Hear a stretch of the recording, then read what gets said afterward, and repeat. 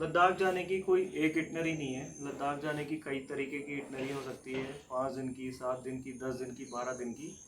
मैं आपको वो इटनरी बताऊंगा जिस इटनरी से हम गए थे।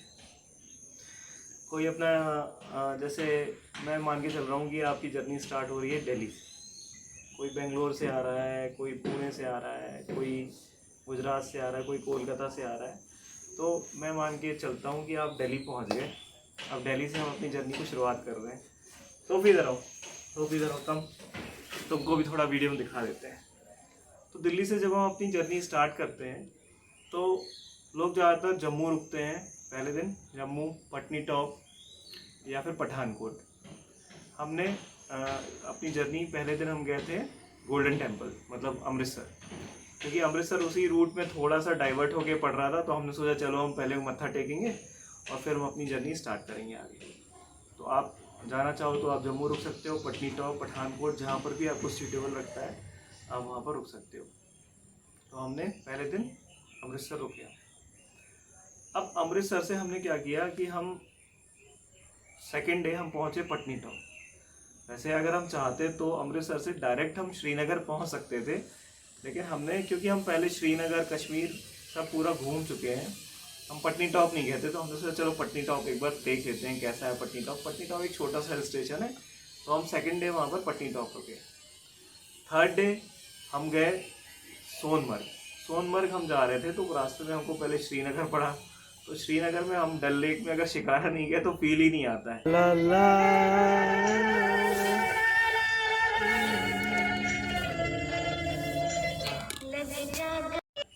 तो हम थर्ड डे हमने वहाँ पर शिकारा किया। श्रीनगर को जब क्रॉस कर रहे थे तो हम वहाँ पर बाईपास से रास्ता है, श्रीनगर आपको एंटर करने की ज़रूरत नहीं है। सोनमर्ग जाने के लिए आपको श्रीनगर एंटर करने की ज़रूरत नहीं है, आप बाईपास से निकल सकते हो। लेकिन हम श्रीनगर गए, वहाँ पर हमने डल लेक पर शिकारा किया। शिकारा करने के बाद हम सोनमर्ग के पहुँचते पहुँचते रात हो गई थी हमको, सोनमर्ग पहुँचते पहुँचते। तो हम सोनमर्ग रुके वहाँ पर। थर्ड डे हम सोनमर्ग रुके। फोर्थ डे हम सोनमर्ग से अर्ली मॉर्निंग निकले, करीब ऐसे ही 8 बजे के करीब आसपास। तो सोनमर्ग से आपको और बाइकर्स मिल जाएंगे आपको वहाँ पर, अगर आप किसी ग्रुप के साथ नहीं हो। जैसे हम लोग अकेले ही थे, क्योंकि हमने अपने बहुत सारे दोस्तों से कहा चलो चलो चलो साथ में, तो किसी की बन नहीं पाया किसी के साथ प्रोग्राम। तो हमको सोनमर्ग से कुछ लोग मिल गए, कुछ लोग पुणे से आए हुए थे, कुछ बेंगलोर से आए हुए थे। तो उनसे हमारी दोस्ती हो गई, तो हम साथ में वहाँ से निकले। तो हमने वहाँ पर बीच में कारगिल वॉर मेमोरियल विजिट करते हुए हम वहाँ से पहुँचे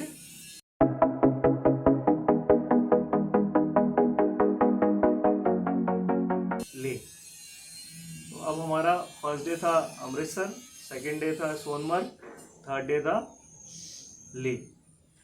हम थर्ड डे ले में रुके और फोर्थ डे भी हम ले में रुके। ले में कुछ लोकल साइट सीइंग है, वो मैं आपको बताऊंगा कि कहाँ कहाँ हम जा सकते हैं, जैसे शांति स्तूपा वगैरह है। तो हम 2 दिन हमने ले में वहाँ पर रुक के अपने आप को पूरी तरीके से क्लेमेटाइज किया।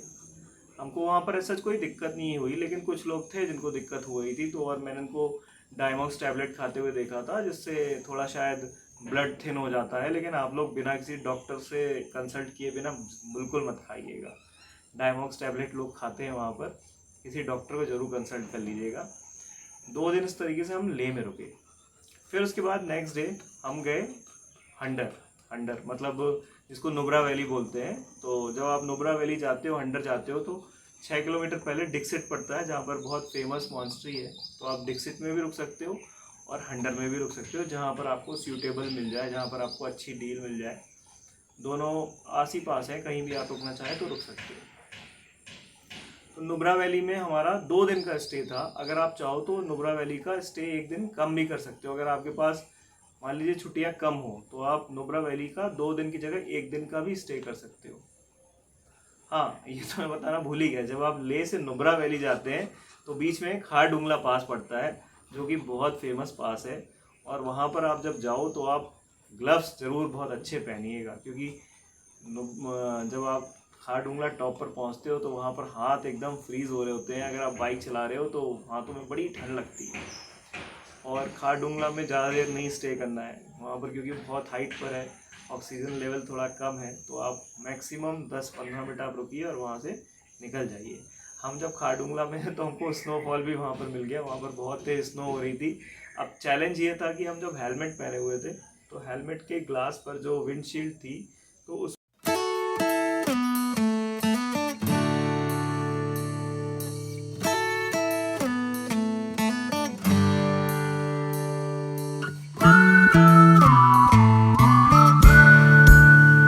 पर स्नो आके चिपक रही थी, बाहर का दिख नहीं रहा था। अब मैं हेलमेट का जब कवर ओपन कर रहा था तो आंखों में आके डायरेक्ट स्नो पड़ रही थी, तो बड़ी चैलेंज था एक तरीके से। और मैं आपको एक बात और बताऊं, मेरी बाइक में क्या हुआ, बाइक मेरी जबकि नई थी, 5 महीने पुरानी केवल बाइक थी। बाइक को हमने जब वहाँ पर रोक के हमने फ़ोटो वगैरह सेशन किया तो 10 मिनट वहाँ पर रुके थे, बाइक मेरी स्टार्ट नहीं हो रही थी। अब बाइक को भी मैं धक्का दे दे के किसी तरीके से खींच रहा था और स्टार्ट करने की कोशिश कर रहा था, बाइक भी नहीं स्टार्ट हो रही थी। तो मैं आपको ये कहूँगा कि अगर आप बाइक से जा रहे हो तो बाइक को आप बंद करो ही मत, चलने दो उसका इंजन 10 मिनट। आप बाइक जो है कई बार उसकी बैटरी धोखा दे जाती है, जबकि मेरी नई बाइक थी डोमिनार 400, उसकी बैटरी में दिक्कत आ गई थी। जैसे हम थोड़ा नीचे ढाल से नीचे उतरे हम, तो वहाँ पर जाके थोड़ी देर के बाद बाइक स्टार्ट हो पाई। फिर नुब्रा के बाद हम वहाँ से एक दिन तुर्तुक गए। Turtuk is the last village of India, उसके बाद आगे पाकिस्तान है। तो पहले ये जो तुर्तुक विलेज था वो वहाँ तक जाते थे, तुर्तुक तक। तो अब तुर्तुक के बाद अब आगे और थैंग विलेज तक अलाउ कर दिया है। वहाँ पर थैंग से आपको पाकिस्तान का पार्ट दिखाई देता है। तो कुछ लोग वहाँ जाते हैं, कुछ लोग नहीं भी जाते हैं। आप फिर उसके बाद अपनी जर्नी आप आगे पेंगोंग की तरफ बढ़ सकते हो। अगर आपके पास दिन कम है तो नेक्स्ट डे आप पेंगोंग रुक लीजिए। पेंगोंग आप जाएंगे तो पेंगोंग अंडर से 6 घंटे की रास्ता है। रास्ता थोड़ा सा गड़बड़ है लेकिन मैनेजेबल है। आप मतलब ऐसी भी दिक्कत नहीं आएगी कि आप ना कर पाओ, लेकिन थोड़ा सा रास्ता ख़राब है, उसके लिए आप मेंटली प्रिपेयर रहिए। और दूसरी इम्पॉर्टेंट बात, जो हंडर से आप पेंगोंग जाओगे उस रूट में आपको पेट्रोल नहीं मिलेगा, पेट्रोल पंप नहीं मिलेगा आपको। एक जगह पड़ती है वहाँ पर दुर्बुक, जो आपको वहाँ पर आपको लूज पेट्रोल मिलेगा। दुर्बुक एक तरीके से जंक्शन है, जब आप ले से पेंगोंग जाते हैं और जब आप हंडर से पेंगोंग जाते हैं तो बीच की जगह है दुर्बुक, वहाँ पर आपको मिल जाएगा। करीब वहाँ पर 2-4 शॉप्स हैं जो पेट्रोल वहाँ पर लूज पेट्रोल बेचती है। पेंगोंग से करीब 40-50 किलोमीटर्स पहले मान लो आप।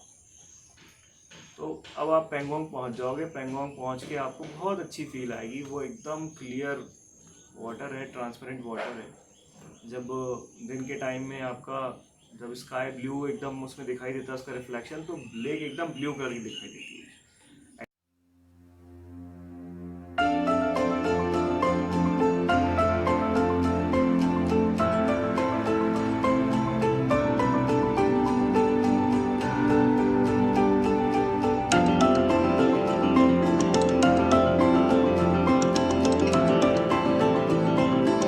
एक्चुअली वाटर ट्रांसपेरेंट है, स्काई का रिफ्लेक्शन उसमें दिखता है तो ब्लू कलर की दिखाई देती है।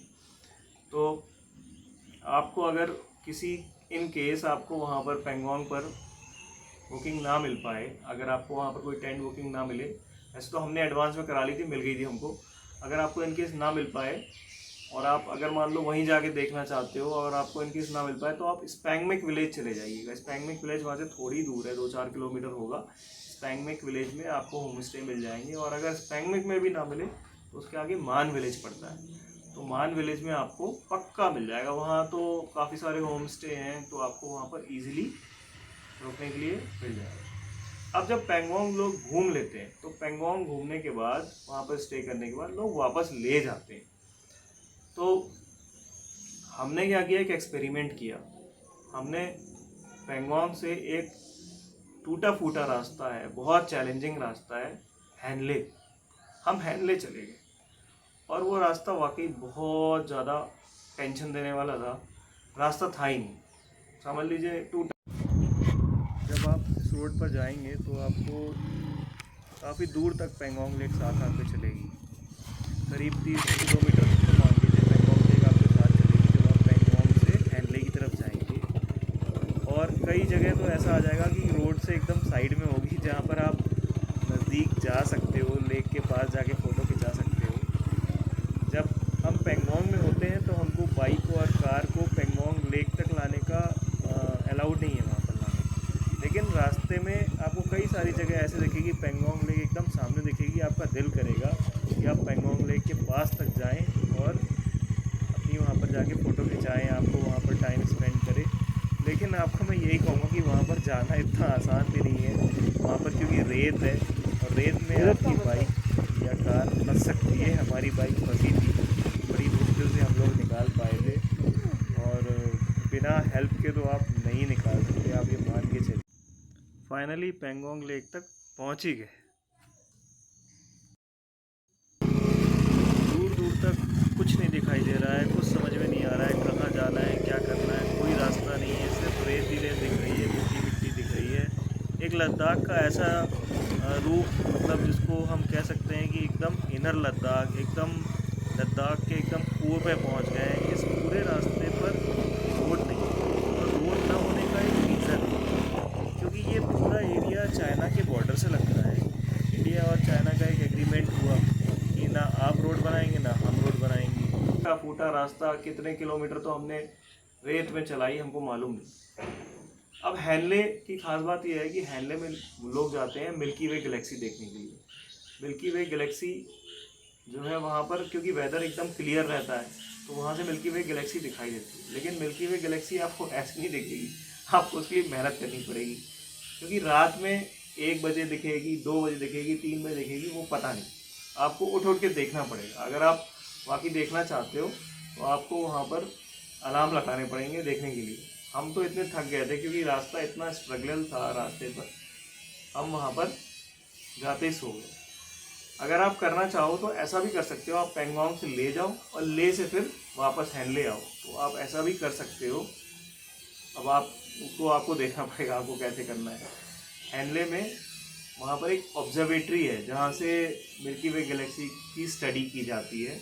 वहाँ पर टूरिस्ट जाके देख सकते हैं, वहाँ पर कैसी, मतलब किस तरीके से वो लोग चेक करते हैं, कैसे देखते हैं, वहाँ पर अलाउड है, वहाँ पर कैमरेज कैसे हैं, वो आप उनके आपके वहाँ पर जो इंजीनियर्स हैं वो आपको पूरी नॉलेज देंगे, बताएंगे कैसे देख रहे हैं, वो सब आपको समझाएंगे।